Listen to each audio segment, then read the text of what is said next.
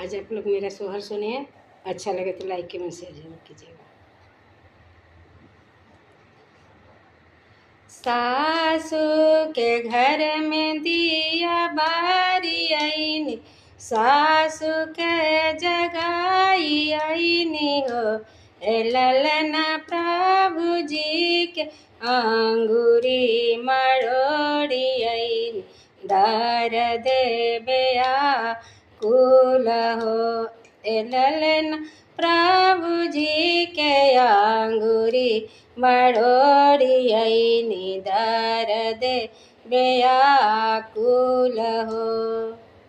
होते पराते सासु उठेली, बबुआ मुहावा नीर खेली हो। ए बबुआ काहे तोहर मुँह पियर आइले, काहे रे माना बे दिल हो। ए बबुआ काहे तोहर मुँह पियर आइले, काहे रे माना बे दिल हो।